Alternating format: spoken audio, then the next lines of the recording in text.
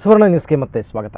ಬಳ್ಳಾರಿ ಜಿಲ್ಲೆಯ ಗಣಿಗಾರಿಕೆಯಿಂದ ಪರಿಸರದ ಮೇಲಾಗಿರುವ ಪರಿಣಾಮದ ಕುರಿತು ಅಧ್ಯಯನ ನಡೆಸಲು ಬಳ್ಳಾರಿ ಜಿಲ್ಲೆಯ ಹೊಸಪೇಟೆಗೆ ಸುಪ್ರೀಂ ಕೋರ್ಟ್ ನಿರ್ದೇಶನದಂತೆ ಡಾಕ್ಟರ್ ಬಹುಗುಣ ನೇತೃತ್ವದ ಕೇಂದ್ರ ಪರಿಸರ ಅಧ್ಯಯನ ತಂಡ ಆಗಮಿಸಿದ್ದು, ಇಲ್ಲಿನ ಸಿದ್ದಿಪ್ರಿಯ ಕಲ್ಯಾಣ ಮಂಟಪದಲ್ಲಿ ನಡೆದ ಸಭೆಯಲ್ಲಿ ಪರಿಸರವಾದಿಗಳ ಮತ್ತು ಗಣಿ ಉದ್ಯಮಿಗಳ ಅಹವಾಲುಗಳನ್ನು ಸ್ವೀಕರಿಸಿದರು.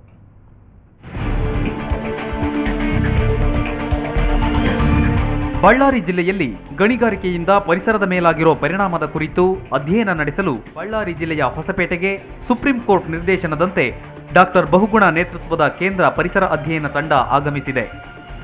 ಇಲ್ಲಿನ ಸಿದ್ದಿಪ್ರಿಯ ಕಲ್ಯಾಣ ಮಂಟಪದಲ್ಲಿ ಸಭೆ ನಡೆಯಿತು. ಸಭೆಯಲ್ಲಿ ಕೇಂದ್ರ ತಂಡ ಪರಿಸರವಾದಿಗಳ ಮತ್ತು ಗಣಿ ಉದ್ಯಮಿಗಳ ಅಹವಾಲುಗಳನ್ನು ಸ್ವೀಕರಿಸಿತು. ಗಣಿಗಾರಿಕೆಯನ್ನು ನಿಲ್ಲಿಸಿರೋದ್ರಿಂದ ಸುಮಾರು ಎಷ್ಟೋ ಲಕ್ಷ ಜನಕ್ಕೆ ಉದ್ಯೋಗ ಹೋಗ್ಬಿಟ್ಟಿದೆ ಅಂತ ಎಲ್ಲ ಈ ಗಣಿಗಾರಿಕೆ ಕಂಪನಿಗಳು ಇಲ್ಲದ ಭೂತವನ್ನು ಏರಿಸ್ತಾ ಇದ್ದಾರೆ. ಅದೆಲ್ಲ ಕೂಡ ಸುಳ್ಳು.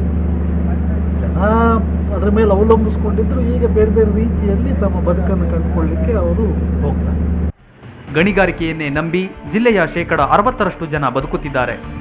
ಕೇವಲ ಕೆಲವರು ಮಾಡಿದ ಅಕ್ರಮದಿಂದಾಗಿ ಸಂಪೂರ್ಣ ಗಣಿಗಾರಿಕೆಯನ್ನೇ ಸ್ಥಗಿತಗೊಳಿಸೋದು ಸರಿಯಲ್ಲ.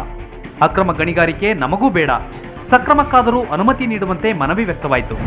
ಅಲ್ಲಿ ಲೋಕಾಯುಕ್ತ ರಿಪೋರ್ಟ್ ಅಲ್ಲಿ ನಿಮ್ಗೆ ಗೊತ್ತಿದೆ ಯಾರು ಕಳ್ಳರು, ಯಾರು ಸುಳ್ಳು, ಯಾರು ನ್ಯಾಯ ಧರ್ಮಾತ್ಮರು ಅಂತೇಳಿ. ಅದನ್ನ ರೆಫರ್ ಮಾಡಿ, ಅದ್ರ ಬಗ್ಗೆ ನಾವು ಡಿಫೆಂಡ್ ಮಾಡೋಕ್ಕಲ್ಲ. ಯಾರು ಇಲ್ಲಿಗಲ್ ಅಲ್ಲಿ ಮಾಡಿದ್ದಾರೆ ಅವ್ರಲಿಂದನೇ ಮೇಜರ್ ಆಗಿ ಇವತ್ತಿನ ದಿನ ನಮಗೆ ಪೊಲ್ಯೂಷನ್ ಆಗಿರೋದು. This a very clear I told. ಯಾರು ನ್ಯಾಯ ಧರ್ಮ ಸೈಂಟಿಫಿಕ್ ಮೈನಿಂಗ್ ಮಾಡ್ಕೊಂಡು ಹೋಗ್ತಾ ಇದ್ದಾರೆ ಅವ್ರಿಗೆ ನೀವು ಪರ್ಮಿಷನ್ ಕೊಡಬೇಕು. ಪರಿಸರವಾದಿಗಳ ಮತ್ತು ಗಣಿ ಉದ್ಯಮಿಗಳ ಅಹವಾಲುಗಳನ್ನು ಸ್ವೀಕರಿಸಿದ ತಂಡ ಸುಪ್ರೀಂ ಕೋರ್ಟ್ಗೆ ವರದಿ ಸಲ್ಲಿಸುವುದಾಗಿ ತಿಳಿಸಿತು. ನರಸಿಂಹಮೂರ್ತಿ ಕುಲಕರ್ಣಿ, ಸುವರ್ಣ ನ್ಯೂಸ್ 24/7 ಬಳ್ಳಾರಿ.